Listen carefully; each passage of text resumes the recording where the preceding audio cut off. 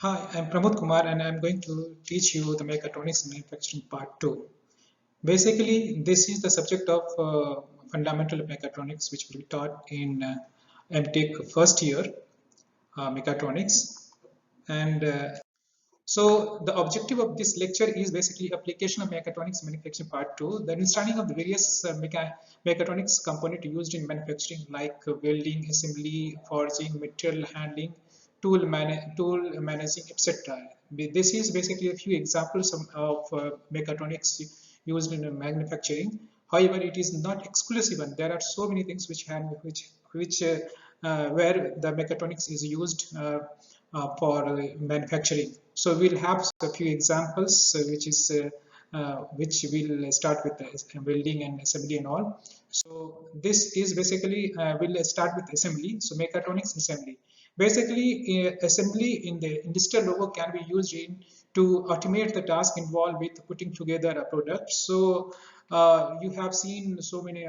We'll see the few video of mechatronics in assembly. A specialized tooling or gripping attached to end of the arm work with the access of the robot to manipulate the attached parts will be seen over there, and the robot vision components are often integrated into assembly automation system to identify and sort parts, ensure proper placement, and inspect the finished product. So basically, here only robot vision, not only vision, but different types of sensors are used in mechatronics. So we'll see one by one in coming lectures. So right now we'll concentrate on the automated assembly task. Basically, that automation is done with the help of use of mechatronics in the assembly line. All those sort of automation is basically one or the other way is related to the mechatronics. For these are the types of automated assembly tasks. First is part identification, and another is part sortation and flexible feeding, ball feeding, bin picking, end effectors, tool changing, force sensing, part fastening or joining, visual inspections and results. These are the basically types of automated assembly tasks, which will be done with the use of mechatronic system. So first we'll see the part identification. How basically traceability and genealogy of the part is crucial to manufacturing, crucial to many manufacturing or production process. Other processes simply require parts to be identified for a specific operation such as assembly or knitting. One MotoSight 2D and 3D vision products can help identify and validate parts based on part geometry, shape and size, color, barcode marking, and other features. There are lots of machines, there are lots of mechatronic system which can identify the parts or sort the parts based on the shape and size. Suppose we have a rectangular shape, and some MotoSight 2D or 3D vision product will identify which is the which rectangular which cuboid or cubic shape object has to be sorted in which bin and where it has to be placed. And there is some other basis also, that means based on color. That means if color is black or white or some other things, some other colors, if that has to be programmed, and based on that the product will be identified and will be sorted accordingly. So there is part sortation. Basically, this is the based on that identification, part sortation is done, and many manufacturing the production process requires parts to be sorted. Like suppose we want to have a production, just a production of particular shape. Then what we have to do is we have to sort that particular part, and it's to be sent to the particular layout where it has to be further machined or where the further processes. So this needs to be therefore the sortation is required in that case. For example, if you just if you just go to the even vegetable shop where you have to just ask for some lemon, there are so lots of lemon, a small size and a bigger size. There are lots of various mechanical manual methods to sort the a small lemon or a bigger lemon. In the same way, there's lots of methods to sort the small size, bigger size, middle size, and that basically based on that processes, the mechatronics system is applied to sort that product based on the shape or size or any other parameters which is basically useful in the production system. Here, motor-site vision product here is basically applied over here, and based on that, the product is basically sorted and sent to the particular reason or particular layout. Yeah, this is basically one motor shot vision product, basically where you can program it, and based on that programming, the product will be sorted accordingly. Next is flexible feeding. Flexible feeding is basically an innovative way to present parts to a robo, and parts are fed out for a bulk hopper and onto a feed surface. A feed surface may be solid indexing or vibratory surface of a conveyor belt, and camera mounted above the feed surface locate the parts and determine its orientation.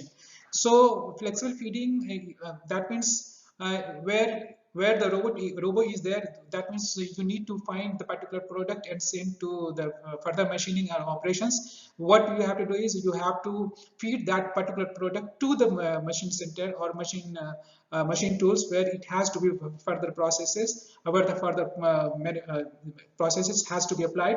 In that case, you need to have that sort of flexible feeding, and for that you need to have some mechatronics system which can use that innovative way to present that particular part to the robo. So for that you need to have a camera or vision sensor or some other type of sensors like proximity sensor or some other sensor, touch sensor, something like that. So we need to have the different types of sensors for that one. So we will discuss about all of those sensors in the sensors topic, but here we'll just concentrate on flexible feeding. So robo then pick that parts and perform the necessary operations. If the part size or type size is needed, only manner changes to the vision locator tools and perhaps the gripper fingers. So here gripper fingers are basically used, where gripper is gripping type is based on the types of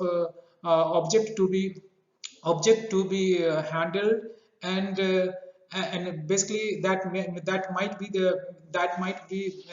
based on the if that means the strength of that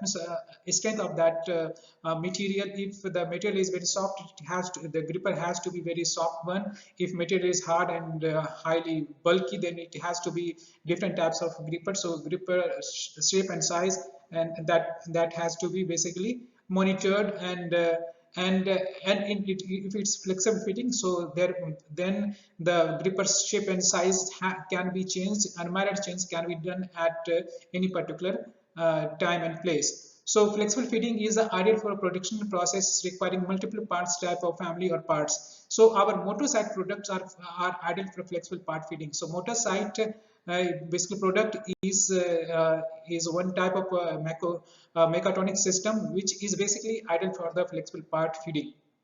Ball feeding is basically done using the vibratory motion to advance part from a bulk hopper, and parts are advanced from the hopper onto a rail or into a groove that orients the parts and present it into the robot.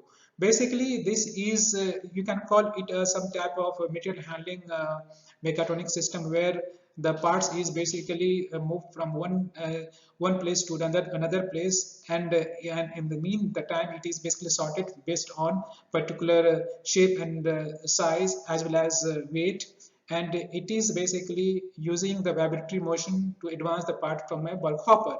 So ball feeder are typically designed and built based on the part geometry and mass. So these feeder are basically, it's typically for the different types of product, and it is basically dependent on mass as well as geometry. If for example, if geometry is a spherical one, then the ball shape should have a different, then the if the geometry is the cuboid or cubical one, then the ball feeder will be have the different different type of design. So it depends on the geometry as well as mass. Suppose if it's a lighter object, then it will have a, then we will go for some feeder which will have a which will be a lighter one, and if that object is that object to be handled is the heavier one, then the ball feeders will have the sturdy design.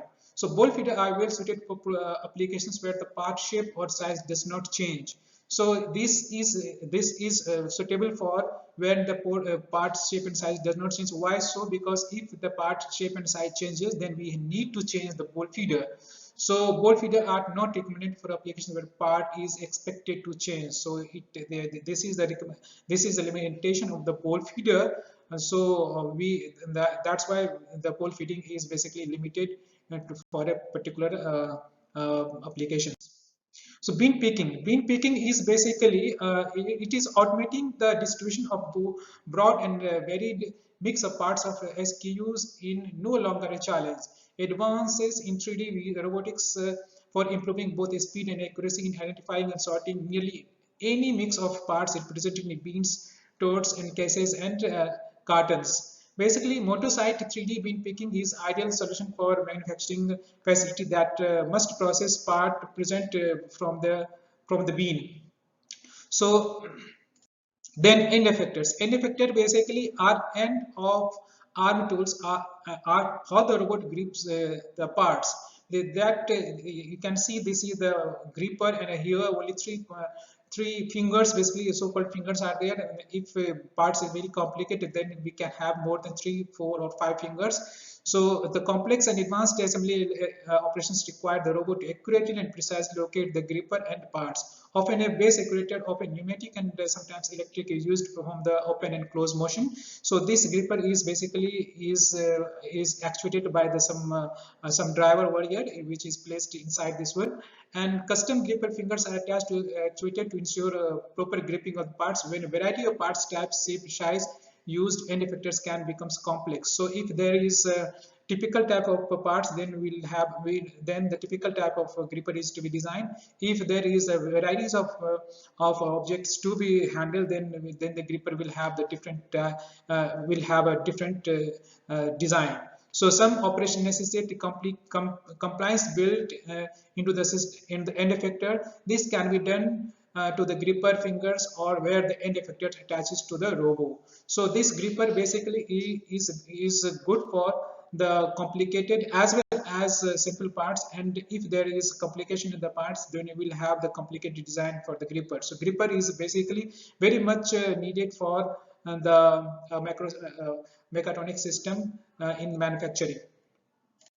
Now come to the tool changing. Basically, changing is often required for automated assembly operations. And you know that. Suppose if you have to perform the different operations in one particular parts, then we need to change the tool.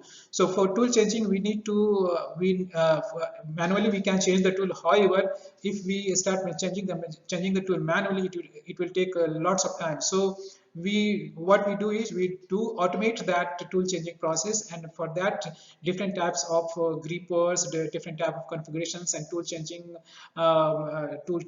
mechanism is basically applied. So tool changes provide the flexibility to the automated change effectors or other peripheral toolings, and adaptive grippers are capable of grasping multiple parts types and size, and can be used in some robotic assembly operations. Here for the benefit of for the time saving one process, we just go for the adaptive grippers. That means that gripper can change its this gripper can change its shape and based on the requirement, and if the part requires some particular type of gripper, it can change to its that type, and will be used in the tool changing for the particular operation.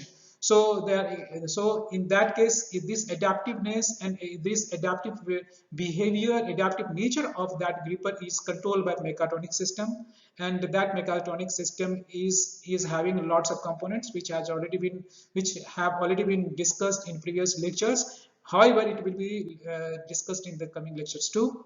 So this is how tool changing operation is basically is used in advanced manufacturing system where mechatronic system is used. Okay, let's have the one video of assembly one where assembly is done using the mechatronic system. Everything is basically automated. You can see that in fast forward mode where assembly for a particular type of vehicle is done in the assembly line, and this is basically the Ford system where you can see that Ford vehicle is basically is basically placed on the assembly line, and the different types of operation is performed at particular place. And here you can see that body is basically is placed at one place, and an engine is placed at different place, and everything is basically synchronized, and basically is synchronized, and all operations and synchronized operation is basically performed over in this one, and this is basically done by mechatronics system, and a human is basically just simply help is there to assist that mechatronic system, and they are basically only observing, and sometimes they are assisting to the system also. Now you can see that we can place robo, and this is basically a Ford advanced manufacturing system where the robotic system, there's lots of robot systems are being used, and these are the basically robot system is a basic mechatronic system.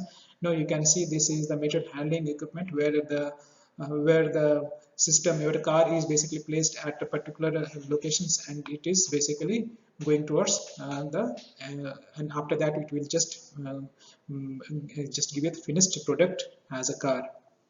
Now we will see the different type of mechatronic system like force sensing. Force sensing is often needed for insertion or tightening operations. A force sensor provides feedback to the robot control system and can measure forces and torque being applied at the end effector. Motor feed force control assembly tool alters the robot positions based on the forces. So there are lots of force sensing. There are many types of sensors are being used. One of the sensor is the force sensing, and that is basically used to just have can measure the forces, and accordingly it can apply the forces at the end effector. So motor feed force control basically is the one mechatronic system which is basically using the force sensing sensors and can be applied in the assembly tool or assembly line. Another is part fastening or joining. Part fastening and joining is another part of mechatronic system which basically is specialized for the part fastening and joining at a critical part of many assembly operations. After all, the nature of assembly is bringing multiple parts together. So part fastening, that means where sometimes nut and bolt are used, and for that we part fastening system is basically automated so that it can automatically fasten that nut and bolt, and sometimes it has to be joined permanently. So the welding technology, advanced welding technology is used for the different in the assembly of parts, where the varieties of welding technologies are used, ranging from the arc welding to the spot welding, or any different types of welding can be performed for the part fastening or joining. And another part is visual inspections.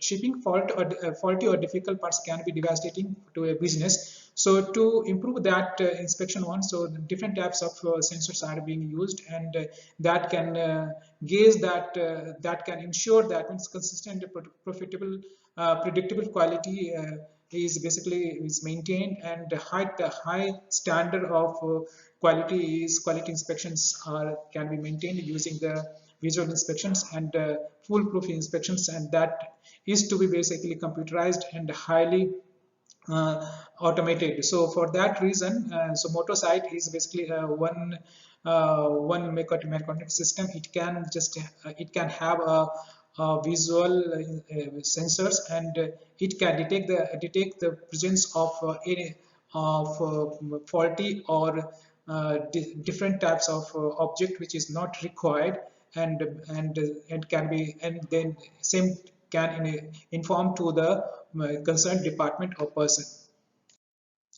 So advantages due to the mechatronics used in assembly is basically there's lots of advantages. Some of them are basically is outlined over here. So more manufacturing flexibility to produce wider range of products with faster time to market. So mechatronics basically in using the mechatronics system, we are basically minimizing the use of manual, so that means human interaction. So if human interaction is there, so chances of chances of human error is less, and at the same time it can just increase the productivity, because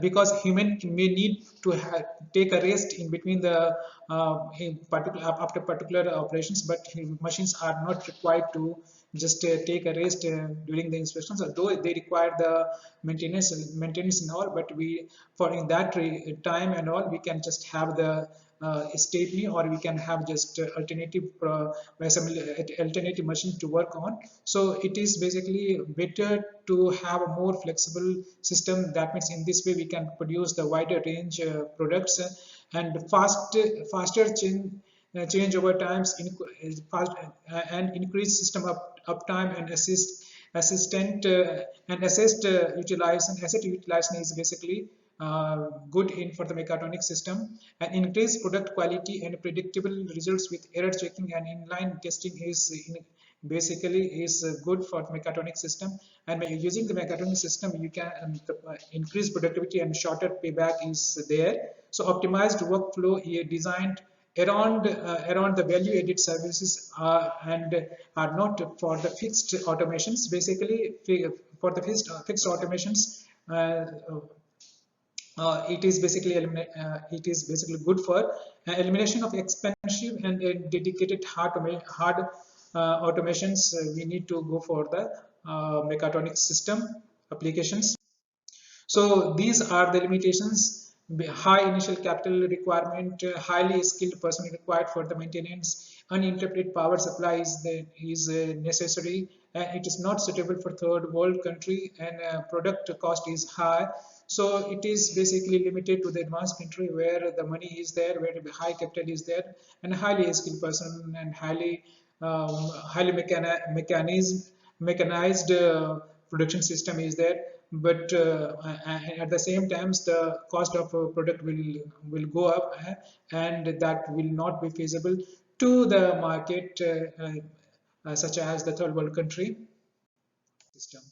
So these are the questions: how the use of mechatronics in assembly line of the factory is affecting the output of the industry, and list down the processes involved in the assembly line. So these are the questions you can try, and these are the textbook, which is basically is same for the every lecture. And though we can have the different types of reading materials, but this is the textbook. You can use it. So thank you for your attention. Have a nice time. Bye.